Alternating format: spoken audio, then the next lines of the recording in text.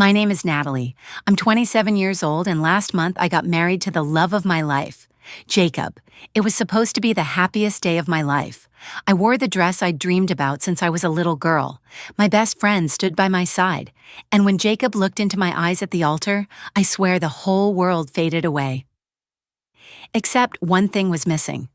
Or rather, two people were missing. My mom and dad. They didn't come. Not because they were sick, not because they were across the country or trapped by an emergency. They didn't come to my wedding because I got married before my older sister Claire.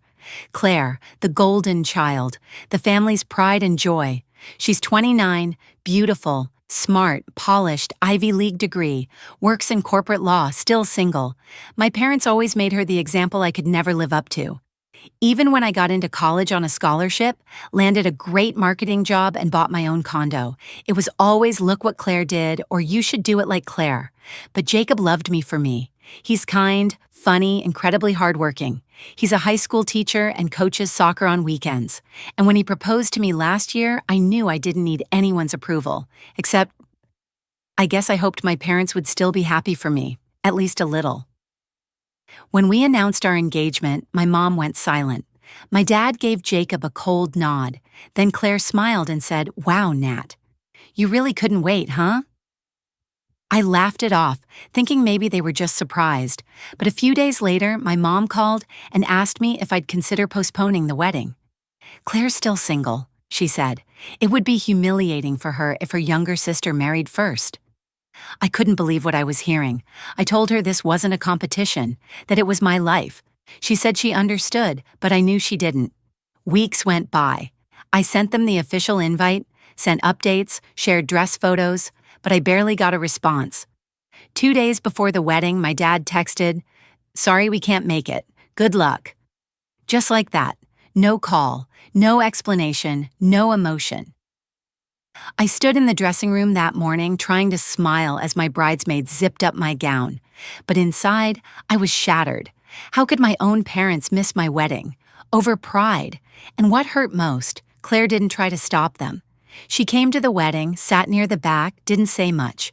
I told myself I'd be okay, that the people who mattered were there, but the hole they left was real. And as I looked at Claire across the room, sipping champagne like nothing happened, I knew this wasn't over, not by a long shot. The wedding was beautiful, but that doesn't mean it didn't hurt. For days afterward, I kept checking my phone, some part of me still hoping for a text from my mom. Something like, "You looked beautiful." I'm sorry we weren't there. But nothing came, not from her, not from my dad. Claire, on the other hand, did text me. "Congrats again. Hope you understand why Mom and Dad made their decision." Understand? I read that message over and over again. Understand what, Claire? That you're so perfect, so precious in their eyes, that my happiness had to be sacrificed for your timeline? A week later, Jacob and I returned from our short honeymoon.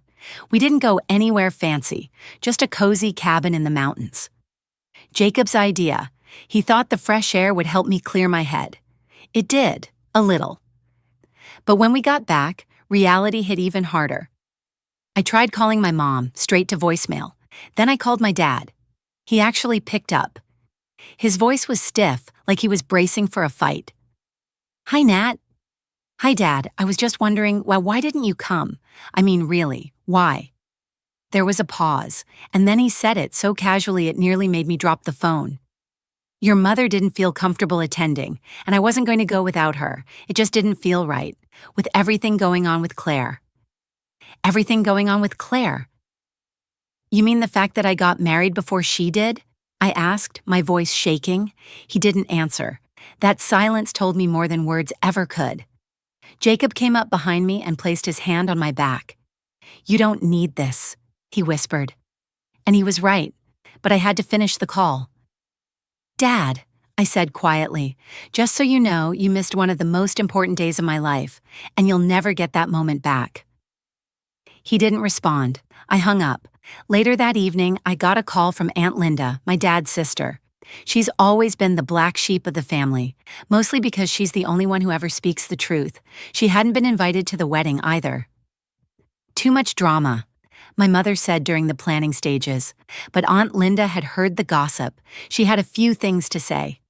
"Sweetheart," she said, "I want you to know I would have been there in a heartbeat if I'd been invited. And also, you're not crazy. Your parents really did skip your wedding because of Claire." I stayed quiet, not sure what to say. "And Claire," she continued, "she's not as perfect as everyone thinks." That caught my attention. "What do you mean?" Aunt Linda sighed. "Your sister's been seeing someone for over a year, a man named Darren. He's married. She told your parents it's just temporary, that he's leaving his wife soon, and your parents, they're pretending it's not happening." I felt like the air had been sucked out of the room. Claire, my perfect sister, the one I was told to admire and emulate all my life, was in a full-blown affair, and my parents knew. And still idolized her. I couldn't believe it. But the more I thought about it, the more it all added up. The long business trips, the mysterious gifts she said came from friends, the strange mood swings. I remembered a conversation with her just a few months before my engagement. "You're lucky," she'd said. "You found someone who's emotionally available. That's rare."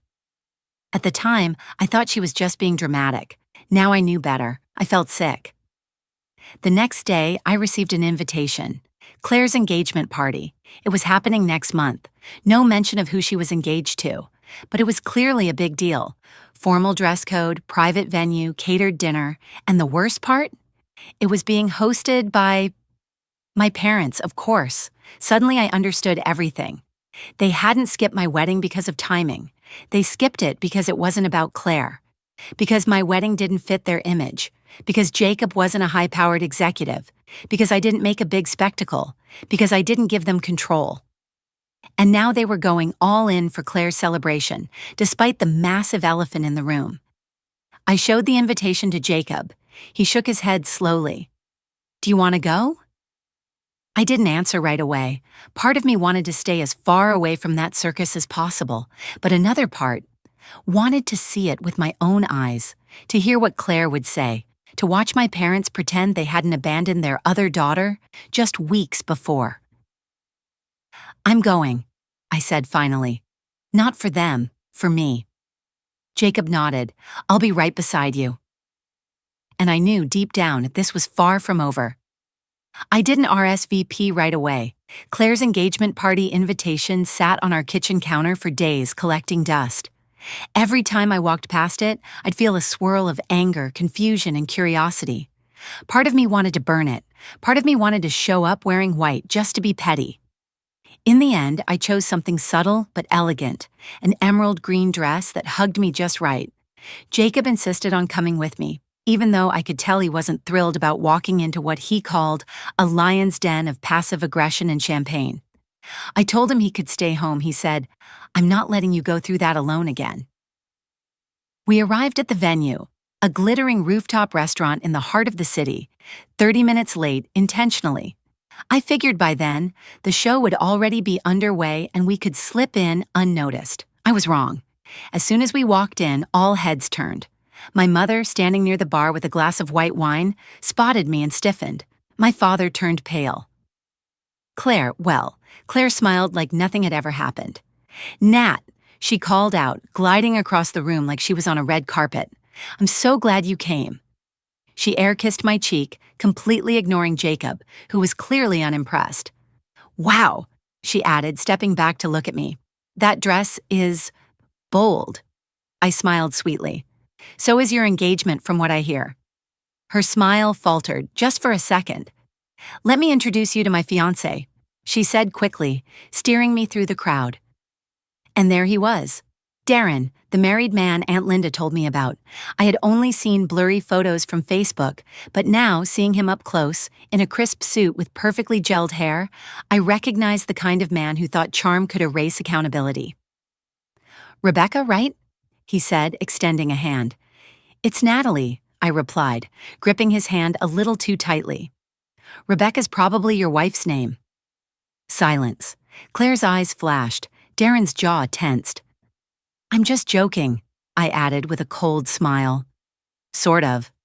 Claire laughed awkwardly, quickly turning to introduce us to more guests. It was like watching a stage production, everything curated to perfection.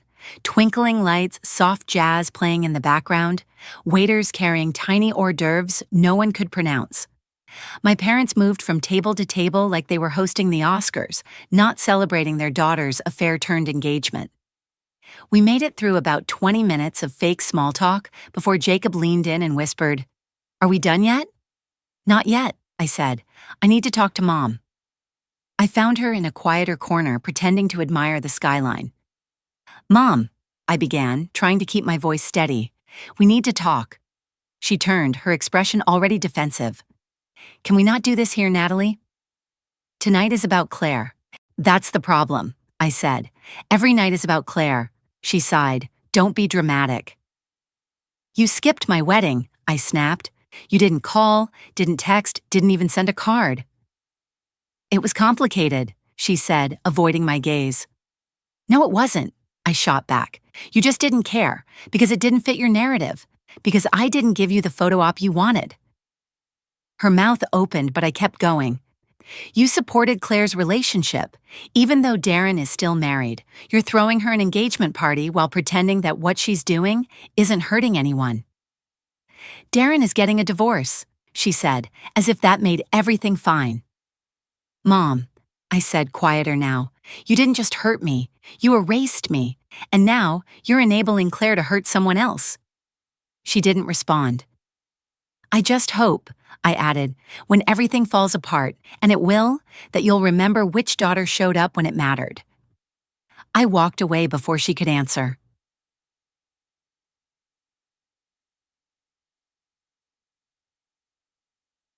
Later that night, Jacob and I slipped out early. As we drove home, I felt strangely light, like I had dropped something heavy I didn't even realize I'd been carrying. "I'm proud of you," Jacob said, reaching for my hand. "You said what needed to be said." "Yeah," I said softly. "But it's not over." Because deep down, I knew something was coming. Claire's perfect facade was cracking, and karma? She was just getting started. 2 weeks after Claire's engagement party, the whispers started. It began with a post on Reddit. Someone claiming to be a heartbroken wife shared her story, how her husband had emotionally moved on before filing for divorce, how he started seeing someone suspiciously soon after they separated. The timing, too perfect. The man, a rising executive from Chicago. The woman, a blonde in PR with a designer shoe addiction. Claire. Even without names, anyone who knew her could connect the dots. The story spread like wildfire. First on anonymous forums, then local gossip pages. Then a few bloggers picked it up. I found out when one of my coworkers forwarded me the post, not knowing who Claire was to me. "Wow, the internet is savage," the email read. "I feel bad for the sister." I stared at my screen for a long time before replying, "Yeah, must be tough being that sister." The next family dinner was awkward. Our parents had asked us to come over to talk, which translated from parentese meant damage control. Claire wasn't there when Jacob and I arrived. Just Mom, Dad, and an overwhelming smell of lavender air freshener. We sat in silence for a while. Dad cleared his throat. Mom toyed with the hem of a cushion she pretended to fluff. Then Mom finally said it. "Do you know anything about this online situation?" "You mean the scandal?" I asked, sipping my tea. "Yeah, I saw it. Hard not to." "It's gotten out of hand," Dad added, looking deeply uncomfortable. "Your sister's name hasn't been mentioned publicly, but people are starting to guess." "I can't imagine why," I said, with just enough sarcasm to make my point. "We're worried about her," Mom continued. "This could ruin everything she's built." "Funny," I said, crossing my arms. "You didn't seem worried when she was breaking up someone else's marriage." "She didn't break up anything," Mom snapped. "They were separated." "They were married," I said, cutting her off. "Claire made her choices, and now those choices have consequences." Dad sighed like I had just burdened him with my pesky moral compass. "We just want the family to stay together," he said. "We need to present a united front." I nearly laughed. A united front. "You skipped my wedding. You erased me from the family group chat for 6 months." "That was a misunderstanding," Mom mumbled. "No," I said, my voice hardening. It was a message, loud and clear. Claire showed up halfway through dessert, wearing oversized sunglasses, indoors, and speaking in a soft, wounded tone. She barely touched her food, just moved it around the plate with her fork and occasionally sighed, like she was auditioning for a tragic indie film. Everyone hates me, she said at one point, eyes glassy. They think I'm a homewrecker. Jacob, to his credit, kept a straight face. I didn't. Well, I said gently, maybe don't wreck homes next time. Claire shot me a death glare. You always act so perfect, Natalie. Just because you married some accountant and live in a 2-bedroom apartment doesn't mean you're better than me. I don't think I'm better, I replied calmly.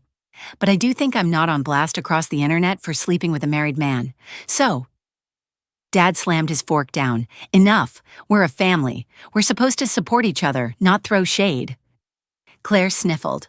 Mom rushed to console her, like always. I didn't mean for this to happen, Claire whispered.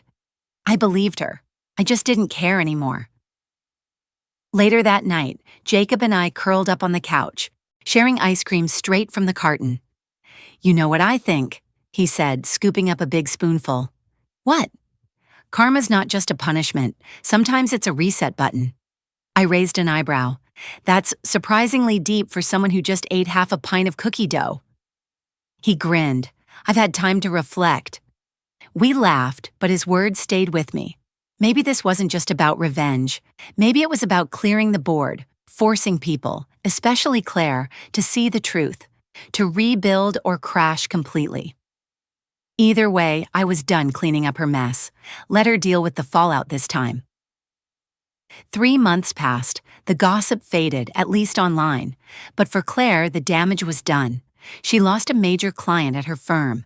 One of her magazine features was quietly pulled. Invitations to networking events dried up like autumn leaves. The social circles she once ruled began to spin without her.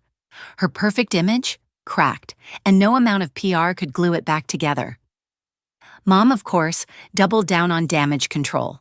She started posting throwback pictures of Claire as a child on Facebook, with captions like, "Proud of my beautiful daughter. Haters don't know her heart." Dad stayed mostly silent, which was his trademark move whenever things got messy. Meanwhile, Jacob and I lived our quiet life. It wasn't glamorous, but it was real. We walked our dog in the mornings, cooked together in the evenings, watched old sitcoms, laughed a lot, loved harder. I thought the family drama might finally settle. But then Claire sent out an email that started it all over again. Subject line, "Family brunch, let's reconnect." She sent it to me, Jacob, my parents, and a few extended relatives. The location? The same rooftop venue she used for her engagement party. I stared at the screen, unsure whether to laugh or scream. She really booked the same place? Jacob asked, peeking over my shoulder. Yep. Bold move. I shook my head. She wants a redemption arc, like one of those reality shows. He shrugged. Let's go. I want to see how this episode ends. So we went. The elevator doors opened onto the rooftop, and there she was, Claire in a pastel designer dress, sipping mimosa and greeting everyone with air kisses. She looked radiant, if you ignored the slight twitch in her smile. Nat, she exclaimed, pulling me into a hug that felt more staged than sincere. I'm so glad you came. Thanks for the invite, I replied, matching her energy. You look rested. She narrowed her eyes but smiled. Self-care. Jacob and I found a table near the back and grabbed 2 plates from the buffet, fancy little bites that looked like they were made for Instagram, not actual humans. Then came the speech. Claire clinked her glass and stood at the front of the space, arms gracefully spread like a TED Talk speaker. I just want to thank you all for being here today, she began. This year has been challenging. Understatement of the century. I've learned a lot about who I am, about resilience, about how even when people try to tear you down, you can rise above it with grace. I nearly choked on my smoked salmon blini. Claire continued, but most of all, I've realized how important family is, and I want to rebuild those bonds, especially with my sister. Everyone turned to look at me. I froze, fork midair. She's always been so grounded, so kind, so supportive.